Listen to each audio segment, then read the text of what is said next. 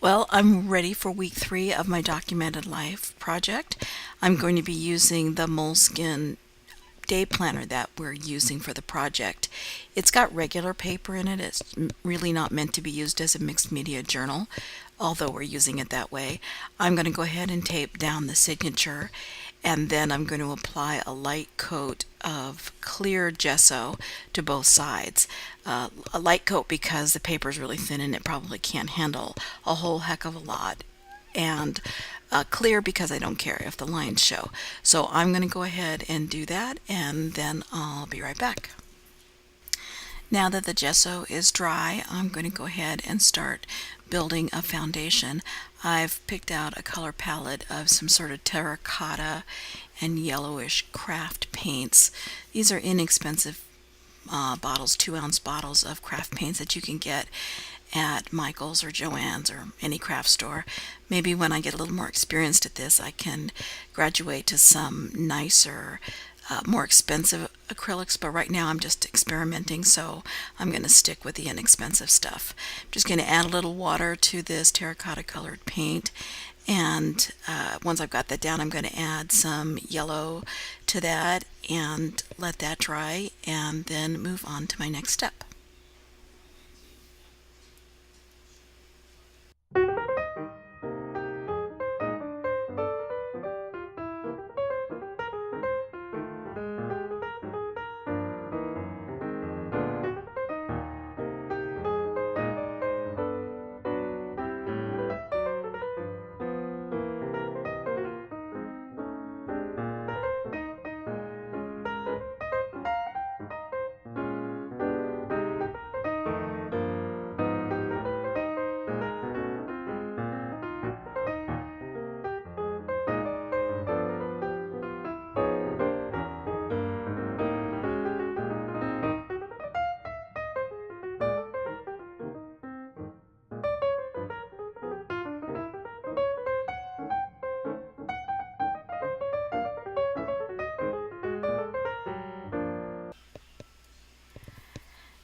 I wanted to add some stenciling to this page, and I had some punchinella out. Punchinella is sequin waste. It's what happens, what's left over once sequins are punched out. It makes really nice circles, and that's what I wanted to use, but when I put it down I realized that those holes were going to be kind of small, and that's not really what I was going for. So I changed my mind and used a Harlequin stencil that I had. Now I did something wrong here. I had way too much paint on this makeup sponge, and if you have too much, the the stenciling will come out more like blobs. I should have dabbed off a little bit of that paint before I started stenciling. And I also realized that the color really didn't provide enough contrast between the orange and the yellow colors that I already had on the page. But I really did like the modeling effect that it created, so I just decided to go with it and finish doing the rest of the stenciling in the same color with the same stencil. So I'm just going to finish up there, and then I'm going to move on to adding something else to the page. In another project I'm doing this year with my good friend Selena Curtis, we are challenging each other to create art journal pages from a specific set of prompts that we challenge each other with. So the one she gave me for this particular week was using the word fearless, which is that word that keeps cropping up for me this year. So I did a little 3x4 digital piece, and I want to add it to this page. I'm going to use some gel matte medium, spreading it thinly on the back, and then I'll adhere it to the page and add another coat on top to protect it. By the way, when you are printing something off of an inkjet printer, you want to make sure that it doesn't smear when you go to put it on a mixed media piece. So I used hairspray as a fixative. There are fixatives you can buy out there, but as I said, I'm still experimenting with this stuff, so I used my hairspray, this sort of old-fashioned kind of Aquanet kind of hairspray with an aerosol spray, and you make sure that you get the paper quite damp with the hairspray and then let it dry. Then it's much less likely to spill when you need to, to smear when you need to add something else on top of it. Now, part of the challenge for the Documented Life project was to use some junk mail in your art. And I was going through my junk mail and I really didn't have anything that I thought was useful. So I was about to throw these envelopes away when I turned over this envelope that was from, I think it was from like Capital One Venture or whatever. And when I turned it over, on the back flap was this word venture. And I thought, well, how perfect is that? I'm doing this adventure, this fearless adventure. So that seemed to fit, and I was able to incorporate that piece of junk mail into the art as part of the challenge. So that worked out well.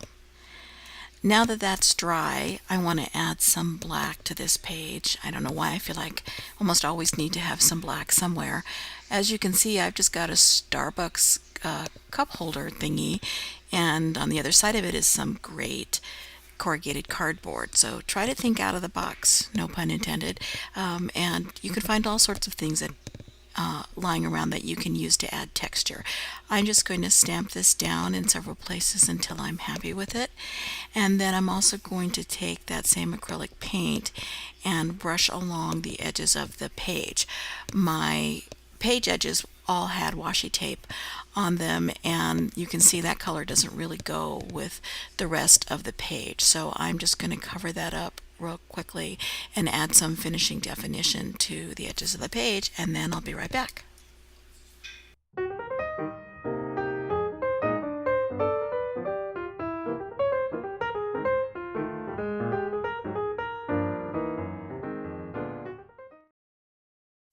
Well, now that I've added so much black, I realize I need to add a little bit of white to offset it. So I'm using this vanilla color, and you see I've just got this craft paint bottle here, and I found these things, I think they're called tip tops, in Michael's above the craft paints. They come in packages of 3, and they're replacement tops for the normal squeeze bottle, and it allows you to control the amount of paint and exactly where you want to put the paint. And I just kind of really like that effect and that kind of control that these give me. So I'm going to add a little bit of that to the page, and then I decide that that envelope bit that I've pasted on here is really not blending in very well. So I'm going to go back to the black paint and outline this just to make it really stand out. After all, it really is venture, and it deserves a little more prominence. So I'm going to do that. Then I'm going to switch paint brushes and add some more water to the paintbrush, and then dip it in the black paint and splat all over my 2 facing pages here. I mean, you can never have too many black paint drips, can you? And then once I'm done with that, I'm going to go over these letters here in the word venture because they were blue. You can't see it here, but they were actually a dark blue, and that didn't go with the page. So I'm going to finish off by going over these letters, and then I think I'm going to be about done. Well, I thought I was done, but when it was dry, I realized it was too dark. There was too much black. So I watered down some of that terracotta paint, and I painted over the edges where it was all real dark black framing before. And then I added this fabric flower that I had. It's really cool, and just sort of glued it on there. Going to make my book pretty thick, but that's okay. I also then saw there was too much white from the page still showing through, and so I used some watered down yellowish paint and orange paint and sort of gave a wash over it. Then finally I spritzed some white paint flicks all over the top, and then I really was done. Thanks for joining me.